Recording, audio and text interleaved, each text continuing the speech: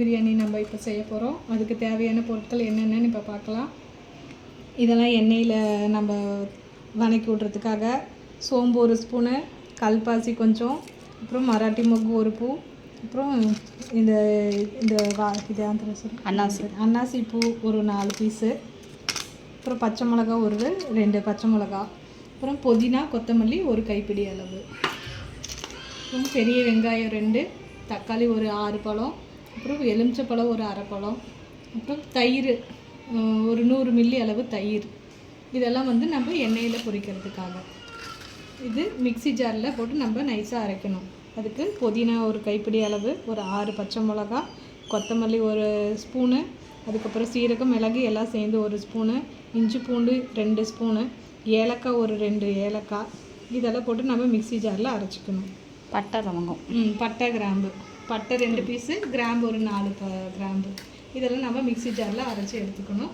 1 kilo chicken வாங்கி கழுவி வச்சுருக்கோம், அதை போட்டு பண்ண போகிறோம். இப்போது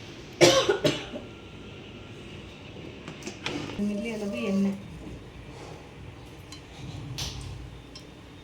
ஆயில் தான் நான். இதுவும் நம்ம இந்த வாசனை பொருட்கள் இதெல்லாம் முதல்ல எண்ணெயில் போடணும்.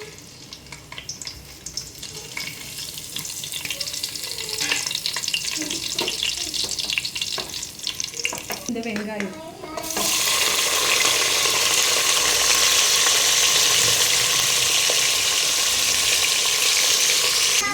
புதினா கொத்தமல்லி, இந்த பச்சை மிளகாய்,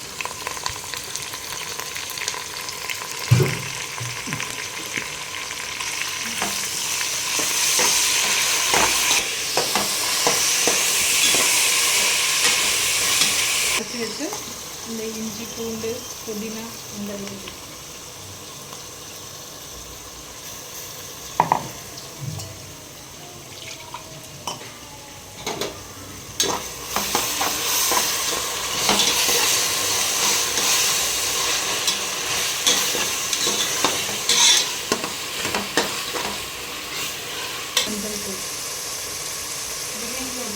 பிரியாணி மசாலா ஒரு 2 ஸ்பூன்.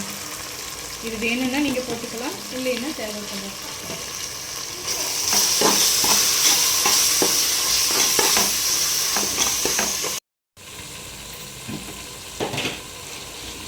தக்காளி இதுக்கு தேவையான அளவு,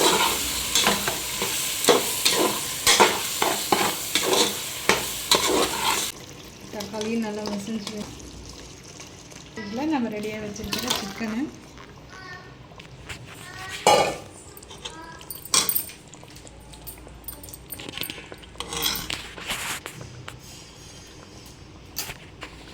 அது கூடவே தயிர்,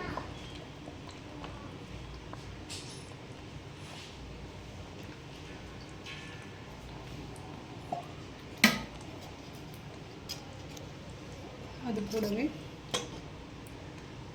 ஒரு 3 ஸ்பூன் நெய். இந்த ஸ்டேஜில் நம்ம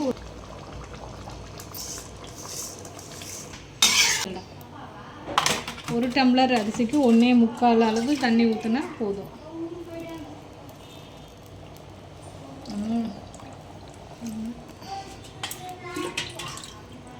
பாருங்கள், சாப்பாடு எவ்வளோ உதிரியாக இருக்குது.